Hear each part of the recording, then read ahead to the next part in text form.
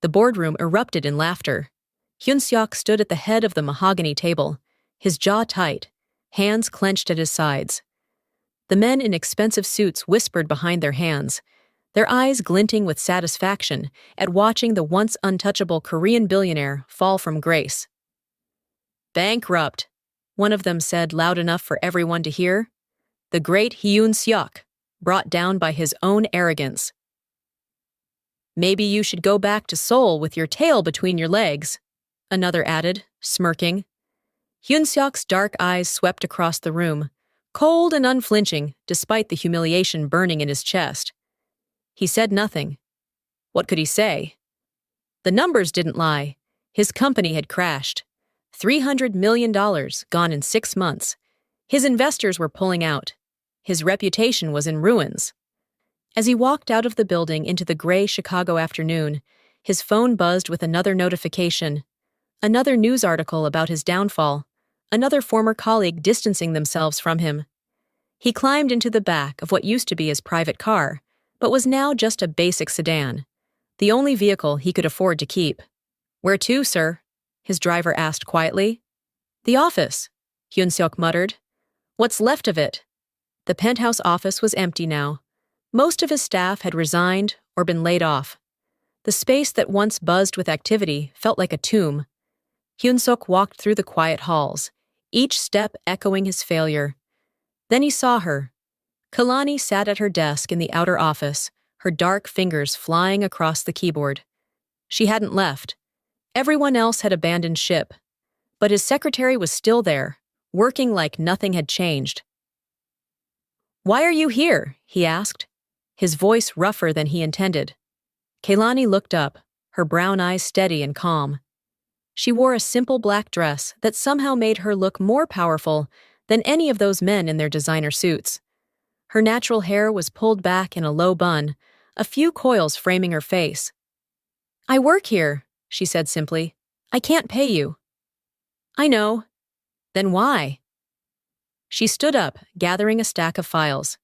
"Because everyone else sees a sinking ship. I see a man who built an empire once and can do it again." She walked past him into his office, placing the files on his desk. "But not if you keep feeling sorry for yourself." Hyun-seok felt anger flash through him. "You have no idea what you're talking about." "Don't I?" Kalani turned to face him, her voice sharp now. "I grew up in Southside Chicago. My mother cleaned houses for rich people who treated her like she was invisible.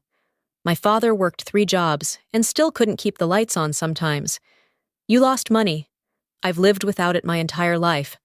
So no, I don't feel sorry for you. But I do see potential."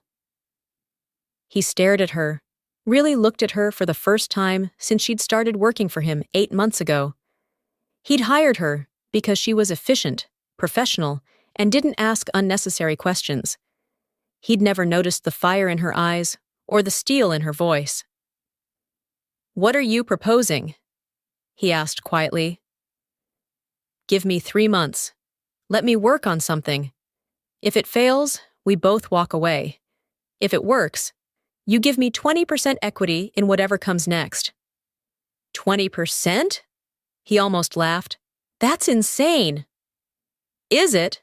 What do you have to lose that you haven't already lost?" She had him there. Hyun-seok looked at the files on his desk, then back at Kalani. 3 months, he agreed. "But you work for equity only. No salary." "Deal." They shook hands, her palm warm against his.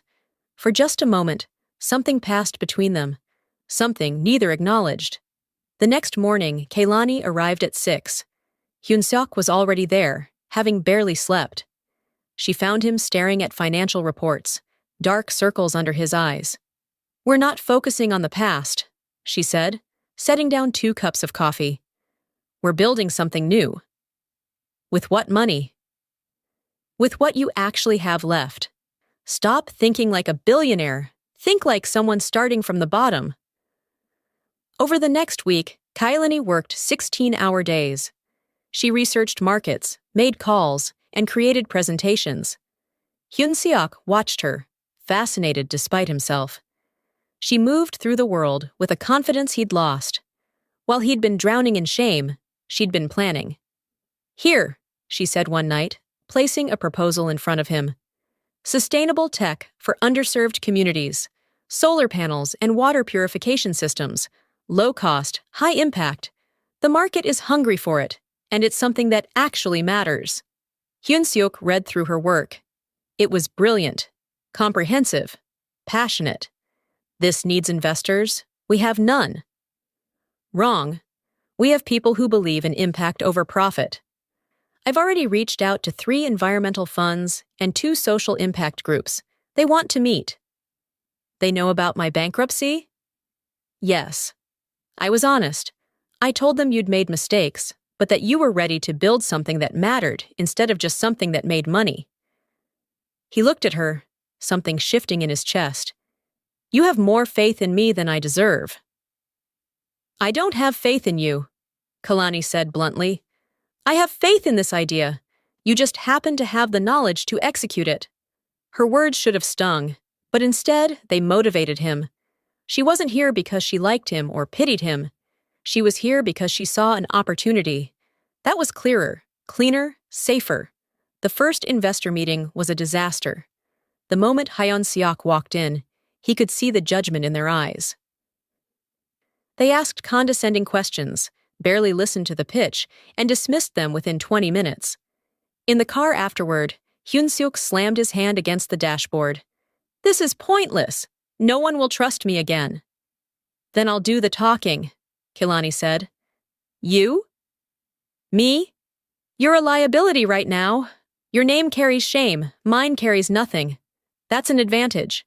He wanted to argue, but she was right. Pride had destroyed him once already. The next meeting, Kalani led the presentation. She spoke with passion and precision, her voice filling the room. She didn't apologize for Hyun-seok's past. She didn't make excuses. She simply presented a vision of what they could build together. "We're not asking you to invest in who we were," she said, her eyes moving across each person at the table. "We're asking you to invest in who we're becoming, in what this can do for communities that have been ignored and exploited, in real change." The room was silent when she finished. Then, slowly, the lead investor nodded. "Send us the detailed financials. We want to discuss this further." In the elevator down, Hyun-seok felt something he hadn't felt in months. Hope. "You were incredible," he said quietly. Kailani smiled, just a small curve of her lips. "I know." The second month was harder. They got commitments from 2 smaller investors, but it wasn't enough. They needed more capital. Kailani worked until she was exhausted, making calls during the day and rebuilding financial models at night. Hyun-seok found her asleep at her desk more than once, her face pressed against spreadsheets. One night, he draped his jacket over her shoulders. She stirred, blinking up at him in the dim office light. "What time is it?" she mumbled. 3 in the morning. Go home, Kalani." "Can't. Need to finish this." "It can wait." "No, it can't. We're running out of time." Hyun-seok sat down across from her. "Why are you doing this? Really?" Kalani was quiet for a long moment. "Because I'm tired of watching people like you waste opportunities people like me never get. You had everything and threw it away on ego and greed. Now you have a chance to do something that actually matters, and I'll be damned if I let you waste that too." "Is that all? What else would there be?" He didn't answer. Couldn't answer. Because lately, he'd been noticing things he shouldn't. The way she bit her lip when she was concentrating. The sound of her laugh on the rare occasions she let herself relax. The graceful strength in how she moved through the world. "Go home," he said again, softer this time. "Please." She gathered her things slowly, and as she walked past him, she paused. "Don't stay too late either. I need you sharp tomorrow." After she left, Hyun-seok sat in the empty office, her words echoing in his mind. "I need you." Such simple words, but they'd been spoken with such casual intimacy that they'd landed in his chest like a stone dropping into still water. He was in dangerous territory, and he knew it. The breakthrough came in the third month. A major environmental investment firm agreed to lead a funding round, $10 million. It was a fraction of what Hyun Seok used to handle, but it was enough. Enough to start. Enough to prove the concept. When Kalani got the email confirmation, she stood up from her desk, her hands shaking. Hyun Seok came out of his office, having received the same message. They stared at each other across the empty space. "We did it," she whispered. "You did it." Kalani shook her head. "We did it." For a moment, Hyun Seok forgot every rule, every boundary, every reason this was complicated. He crossed the space between them and pulled her into his arms. She stiffened for just a second, then melted against him, her face pressed against his chest. "Thank you," he said into her hair. "Thank you for not giving up." Kalani pulled back, looking up at him. They were so close he could count the flecks of gold in her brown eyes. "Don't thank me yet. Now the real work starts." She stepped away, and the loss of her warmth felt like a physical ache. The company launched 3 months later. They called it Revive Solutions. The media coverage was mixed. Some praised the pivot to social impact. Others mocked Hyun Seok's attempt at redemption. But the work spoke for itself. Their solar panels started appearing in rural communities. Their water systems saved lives. And slowly, the company grew. Kalani worked as the chief operating officer, her 20% equity making her a real partner in the business. She was ruthless in negotiations, compassionate with their teams, and brilliant in strategy. The press started calling her the woman who resurrected a failed billionaire. She hated the phrase. "I didn't resurrect anyone," she told a reporter coldly. "I built a company. Stop giving him credit for my work." She was right. This was as much her creation as his. More, even. But as the company succeeded, the tension between them grew. They spent nearly every waking hour together.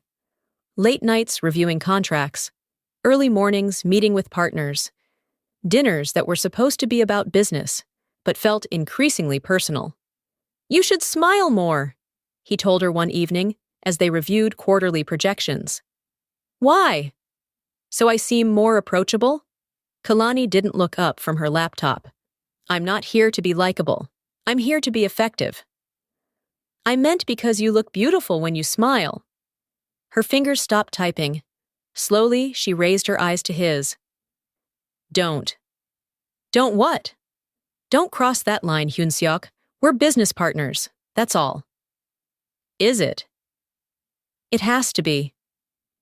Her voice was firm, but he saw the way her hand trembled slightly. "You know what happens when women like me get involved with men like you? I become a scandal, a distraction. The black secretary who slept her way to success. Everything I've built gets reduced to a stereotype." Hyun Seok felt her words like a slap. "I would never let anyone say that about you. You couldn't stop them, and I won't give them ammunition." She closed her laptop. "I'm going home. We'll discuss this quarter's numbers tomorrow." After she left, Hyun Seok sat alone in his office, her words replaying in his mind. She wasn't wrong. The world would be cruel to them. To her especially. His own family back in Korea would be horrified. His mother had been calling more frequently now that the company was succeeding, already hinting about appropriate marriage prospects from respectable Korean families. The thought of marrying anyone but Kalani made him feel hollow. 6 months later, Revive Solutions hit a major milestone, $50 million in revenue. The company was being called one of the most successful social impact startups in the country. Investors who'd mocked Hyun Seok were now calling, wanting back in. They celebrated with the whole team, renting out a restaurant in downtown Chicago. Hyun Seok watched Kalani move through the crowd, laughing with employees, her natural warmth on full display. She wore a deep purple dress that hugged her curves, and more than one person couldn't stop staring at her. Including him. "You should tell her how you feel," said Marcus, their CFO, appearing beside Hyun Seok. "I don't know what you're talking about." Marcus laughed. Man, everyone knows. The way you look at her. The way she pretends not to notice how you look at her. It's painful to watch. It's complicated. Everything worth having is complicated. Later that night, after most people had left, Hyun-suk found Kalani on the restaurant's balcony, looking out at the city lights. "Tired of celebrating?" he asked, joining her. "Just needed air. It's overwhelming sometimes. A year ago, I was making $35,000 a year as a secretary. Now I'm a millionaire on paper." She shook her head. "Doesn't feel real. You earned every bit of it." "Did I? Or did I just get lucky that my boss went bankrupt at the exact moment I was brave enough to take a risk?" Luck is what happens when preparation meets opportunity. You were prepared. You saw the opportunity. That's not luck, Kalani. That's vision. She turned to look at him, the city lights reflecting in her eyes. "Why do you do that?" "Do what?" "Make me feel like I'm more than I am." "I don't. I just see you clearly." Hyun-suk moved closer. Drawn by gravity, he couldn't resist. "The whole world sees you clearly now. You're on magazine covers, speaking at conferences, being called one of the most influential women in tech. Everyone sees what I saw from the beginning." "And what's that?" "That you're extraordinary." Kaylani's breath caught. "Hyun-seok?" "I know all the reasons this is a bad idea," he said quietly. "I know what people will say. I know how it could complicate everything we've built. But I can't keep pretending I don't feel this. That every time you walk into a room, I don't forget what I was thinking. That I don't look for you first thing every morning. That the best part of building this company isn't the success, it's building it with you." Tears gathered in Kalani's eyes. "You don't understand what you're asking me to risk." "Then tell me, make me understand." "I've spent my entire life being underestimated, being told I wasn't enough, not smart enough, not polished enough, not white enough, not thin enough, not perfect enough." Her voice cracked. "I finally have something that's mine, respect that I earned, a reputation built on my work. If we do this, if we cross this line, I risk losing all of that. People will say I manipulated you, that I seduced you for money and power, and you'll still be the Korean billionaire who built an empire. But I'll be the black woman who used her body to get ahead. Anyone who says that is a fool. Maybe, but there are a lot of fools in the world, and I have to live in it." She wiped at her eyes. "I can't do this." "I'm sorry." She walked away, leaving Hyun-seok alone on the balcony, his heart fracturing in his chest. The months after that night were torture. Hyun-seok and Kaelani maintained a professional distance that felt like a wall of ice between them. They spoke only about business. They avoided being alone together, and every day the unsaid words hung heavy in the air. Revive Solutions continued to grow. They expanded internationally, bringing clean energy and water to communities in Africa, South America, and Southeast Asia. The company's valuation hit $500 million, then $700 million. Hyun-seok's family became more insistent about his personal life. His mother flew to Chicago, bringing photos of potential brides. He sat through an awkward dinner where she outlined which families would be most advantageous to align with. "You've rebuilt your reputation," she said in Korean. "Now it's time to secure your legacy with a proper marriage." "I'm not interested in an arranged marriage, Mother." "I'm not suggesting arrangement. I'm suggesting you be strategic. Find a suitable woman from a good family. Someone who understands our culture and can help you navigate both worlds." "What if I've already found someone?" His mother's eyes sharpened. "Who?" "It doesn't matter. You wouldn't approve." "Is she Korean?" "No." His mother's face closed off. "Then you're right. I don't approve. After everything you've been through, you want to add more complication to your life? More scandal?" "She's not a scandal. She's the reason I have a company at all." His mother paused, understanding dawning. "The black woman, your business partner." Hyun-seok's jaw tightened. "Her name is Kalani." "I don't care what her name is. This is unacceptable. Our family has standards." "Your standards nearly cost me everything.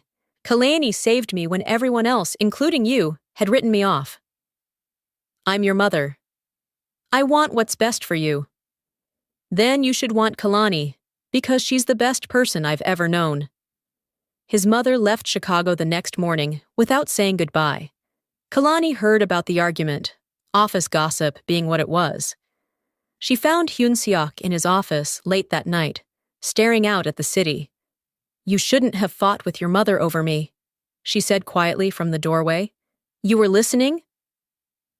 Jin from accounting has a big mouth. She stepped into the office. You can't burn bridges with your family for something that isn't even happening between us. Maybe I'm tired of nothing happening. Hyun Seok. How long are we going to do this, Kalani? Pretend we don't feel what we feel? Ignore what everyone else already sees? As long as we have to. But her voice lacked conviction. I don't believe you. I think you're scared. Of course I'm scared. Kalani's composure cracked. I'm terrified. Because the more successful we get, the more people watch us, the more they judge. Do you know what the blogs say about me? That I'm your diversity hire. That you keep me around to make the company look progressive. That my equity is charity, not earned. Those people are idiots. Those idiots control the narrative. They control how I'm seen in this industry. I've worked so hard to be taken seriously. I can't throw that away. What if you didn't have to choose? What if we could have both, the company and us? That's not how the world works. Then maybe it's time we changed how the world works. Before she could respond, his phone rang. A number he didn't recognize. He almost ignored it, but something made him answer. Mr. Hyun Seok? An unfamiliar voice asked. This is Jennifer Walsh from Tech Ventures Global. We've been following Revive Solutions closely. We'd like to discuss an acquisition. Hyun Seok put the phone on speaker. We're not interested in selling. Perhaps you should hear the offer first. $2 billion. Full acquisition, with both you and Ms. Kalani staying on as executives. The number hung in the air. $2 billion. More than Hyun Seok had lost. More than he'd ever imagined getting back. Kalani's eyes went wide. Her 20% would be worth $400 million. We'll need to discuss internally, Hyun Seok said carefully. Can you send over the preliminary terms? Of course, we'll be in touch. After he hung up, neither of them spoke for a long moment. $400 million, Kalani finally whispered. That's life-changing. My mother could retire. I could set up my whole family. I could... She trailed off, overwhelmed. We don't have to take it, Hyun Seok said. The company is worth more than money. Easy for you to say. You've had money. I haven't. Kalani looked at him, conflict clear on her face. This is everything I've worked for. I know. Over the next 2 weeks, they reviewed the acquisition terms. The offer was legitimate. Tech Ventures wanted to scale Revive Solutions globally, using their resources and network. Hyun Seok and Kalani would remain as co-presidents for at least 5 years, maintaining creative control. It was everything they could want professionally. But something felt wrong. Hyun Seok couldn't explain it. The numbers made sense. The terms were fair. The opportunity was massive. Yet every time he thought about signing the papers, his gut twisted. He found Kalani in the office late one night, 2 days before they were supposed to finalize the deal. She was crying, tears streaming down her face as she stared at her computer screen. What's wrong? He asked, immediately concerned. I'm reading reviews of our water systems, she said, her voice thick, from a village in Kenya. They're talking about how their children don't get sick anymore, how women don't have to walk 6 miles for clean water, how everything has changed. She looked up at him, her face streaked with tears. If we sell, will we still have this impact? Or will it become about profit margins and shareholder value? Hyun Seok sat down beside her, reading the testimonials on her screen. Stories of lives changed, communities transformed, real, tangible good in the world. I don't know, he admitted. I grew up in poverty, Kalani said quietly. I know what it's like to choose between food and electricity, to go to bed hungry, to feel invisible to the world. This company, it's the first time I've felt like I could actually change that for other people. Like my life could mean something bigger than just survival. Your life already means something. Does it? Or am I just another person chasing money? She wiped at her face. $400 million could change my family's life forever. But walking away from this work, I don't know if I could live with that. Hyun-suk took her hand, threading his fingers through hers. She didn't pull away. Then we don't sell, he said simply. That's easy for you to say. You don't need the money like I do. You're right.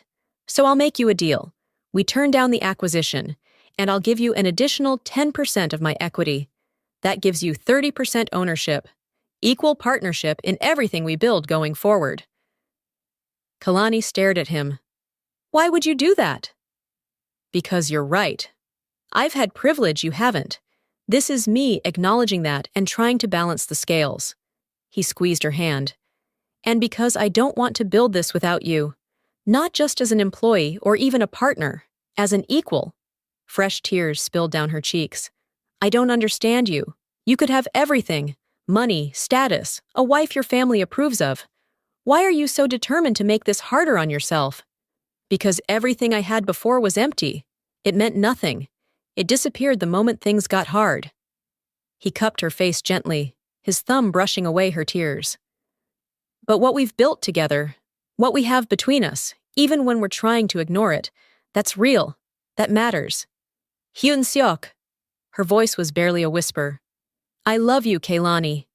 I love your strength and your passion and the way you see the world. I love how you fight for what matters and refuse to settle for less than you deserve.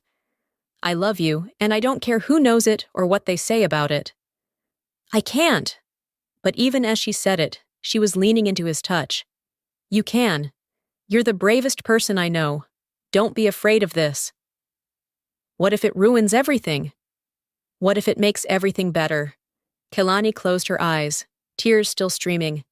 I love you too. God help me. I love you so much it terrifies me. Then be terrified with me. We'll figure it out together. This time when he pulled her close, she didn't resist. She wrapped her arms around him and held on like he was the only solid thing in a shifting world. They stayed like that for a long time, holding each other in the quiet office, the city lights twinkling below. They turned down the acquisition the next day. The business press called them foolish. Investors questioned their judgment. But Hyun-seok and Kalani didn't care. They had something more valuable than $2 billion. They had purpose, they had impact, they had each other.